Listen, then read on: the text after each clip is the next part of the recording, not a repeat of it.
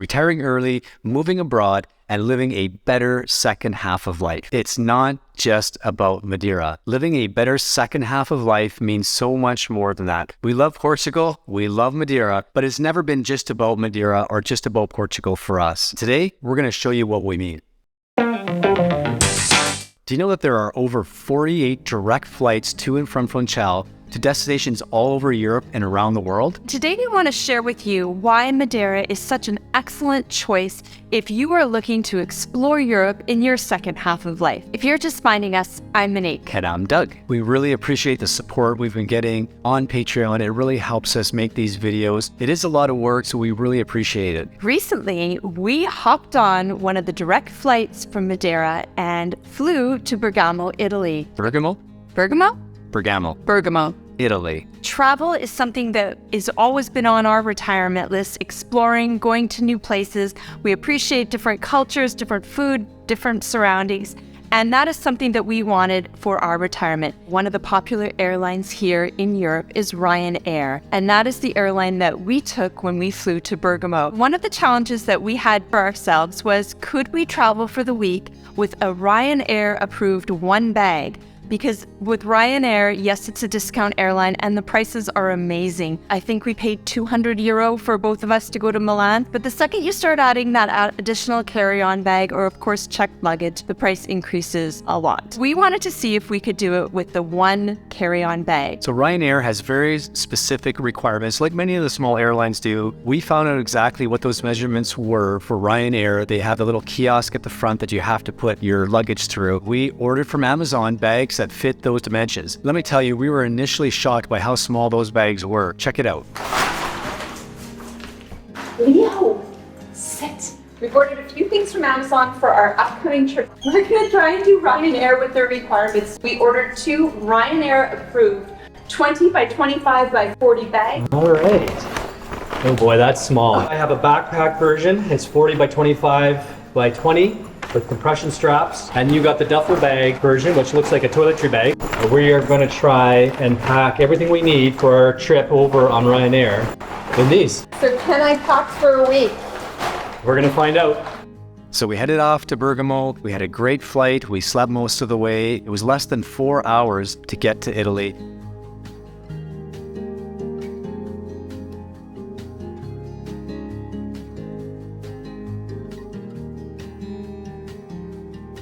Bergamo is in the northern part of Italy. It's just outside of Milan. It has the biggest mall in all of Europe right at the airport if you need to spend some time. But in the distance, when you get off the plane, you see the Città Alta, the old city, the old medieval city up on the hill with Roman roots going back 1,000 years before medieval times, and that's where we're heading. Bergamo right away is such a beautiful sight to see. It's an old city, so you have the towers, the stone, the cobblestone streets. Everything is so well looked after. We felt so happy being there, and although it was February, which is typically quite chilly, it actually was quite a bit warmer. The sun was shining. There's no wind in Bergamo that we noticed. It was just quiet and calm. Yeah, we had great weather. It was 17 Celsius and sunny every single day. Like Monique said, there was no wind. You just hear the sounds of people walking around the cobblestones and the sounds of people talking, echoing around everywhere. There's sights to see and old buildings, and of course there's a tower and a couple museums that we headed to. But primarily what you see people doing is sitting outside, having a Aperol spritzer, and just enjoying the beautiful weather and the beautiful surroundings.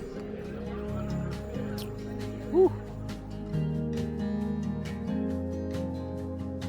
Of course, when you travel, food's a big part of that and trying different foods. And we love pizza and pasta and all the Italian fare. But Bergamo was also famous for 2 other items that we really enjoyed, which was gelato. They actually, at the Mariana restaurant, invented in the 1960s, I think it was. It's called Stradicella. It's basically vanilla gelato with flakes of chocolate in it. So we did try that one. And another specialty is the polenta e ossi, which is a sponge cake. It's yellow. It has almond paste in it and some hazelnut cream with a little chocolate bird on top. We shared one of those and it was delicious. Bergamo is a UNESCO World Heritage Site. It is absolutely amazing to walk around. The buildings are so old. You could just feel the ancient times when you walk around the little lanes. They even have roads that go back to Roman times. Take a look at this. So I love stuff like this. We're literally walking in history. In the old part of the Città Alta, this is a 2,000-year-old Roman road. We get to walk where Roman soldiers have walked.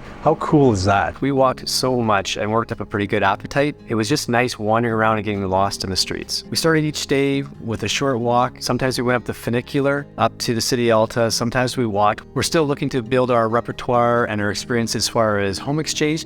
This time we tried an Airbnb. It was just at the base of the Città Alta, just on the outskirts. It was maybe a 5 or 6 minute walk away. It was absolutely perfect in that sense. One of the advantages, as you probably know, of having the Airbnb is the ability to buy some food and cook your own breakfasts, which is also a money-saving tip, but it's also such a nice way to start the morning off slow and not feel a rush to get ready to head out for breakfast, especially in somewhere like Bergamo where you're gone for the day and you're sightseeing and lunching out and going out for dinners. So we really enjoyed that part of the Airbnb. We went for about 5 days. We went on a Monday and came back late on a Friday. We had to get back for Carnival. That's a whole other story. But it was just enough time to get away, and we want to do more of that. And that is one of the key things of living here on Madeira. It's so easy just to skip to the mainland or skip further abroad to mainland Europe, to some of the other countries that are just a short direct flight away. And that's what we love. One of the things we love about living here on Madeira is how easy it is to explore Europe. It's not just about Madeira. It's not just about Portugal. As much as we love it here on Madeira and love it here in Portugal, there's just so many other places and it's easy to get to from Madeira, and we love that. If you're thinking about retiring to Madeira or Portugal,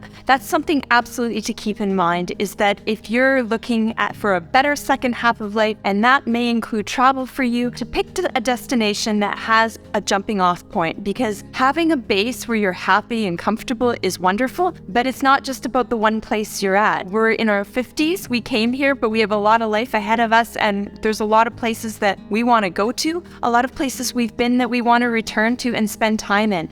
And for us, Madeira makes so much sense, especially when we look at the flights that are available from Madeira directly. So the big question at the end of it all is, were we able to survive? Did we manage with the small bags that we took? Let's have a look. So we're about to leave our little Airbnb here in Bergamo. It's been a great trip. And I have to say, these bags have been wonderful. We saw people at the Ryanair check-in leaving Funchal who had to check their bag through the little slot and it didn't make the cut, and they had to go up to the front and pay extra to check their bags. These little 20-liter packs that we got on Amazon have everything you need. There's so many little compartments here. We used packing cube system, but I have sweaters, next pair of pants, toiletry bag, headphones for the loud plane. And what's nice about it, with all these little compartments, after everything zips up, it has compression straps, pull everything down tight.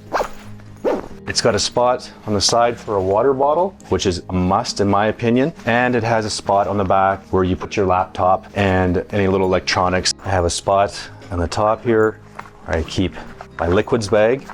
It's easy to pull out when you get to the front counter. And I have a little slot here. I can keep a power pack for any electronics I want to charge, and the cord comes out here so it's easy to plug in. I have another one up here where I keep my Kobo or a Kindle, whatever you use. And again, you have a spot for your laptop here and it zips up tight. It's well padded. It has a strap at the back to go over if you do have carry-on luggage. What I like about this as well is that it opens up like a suitcase. So you have a couple extra spots in here for anything you want that's maybe a little bit wet. You got some mesh.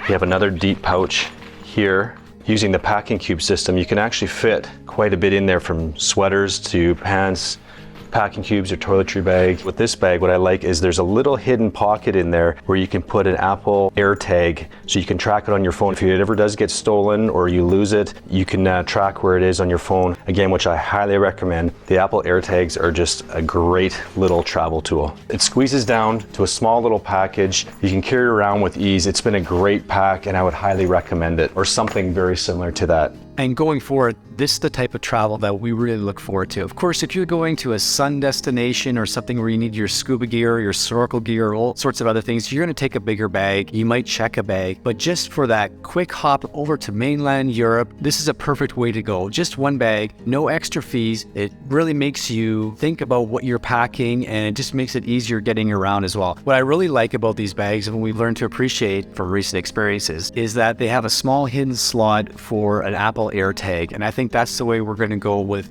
anything, whether it's our car keys, purses, and bags, is just an easy Apple AirTag. You can label them, and if anything goes missing, you can at least try and track it pretty quickly. We can track it down. There's no right or wrong place to retire if you decide that retiring abroad is right for you. You have to pick a place that makes sense for what you want to do. Everybody wants different things out of their second half of life. For us, that included travel, it included hiking. It's that kind of thing that we're looking for, and that's why Madeira, for us, makes so much sense with the direct flights. Part of it is getting here and settling here, but then from Madeira, it's about moving forward and exploring new places, new cultures. For you, it may be the same or it may be something different. Maybe you'll start your retirement in Italy, maybe you'll start it in France, maybe you'll start it in Greece. Let us know where you think you would like to start your retirement. If you enjoy our videos, please like and subscribe. It really helps our little channel grow. And if you can think of anybody else that might benefit from a channel like ours about retiring early or retiring abroad or just living a better second half of life, we'd really appreciate it if you'd share our channel with them. Thank you so much. As always, check back in and track us down. Break my heart in two. If you should fall into my heart and tremble.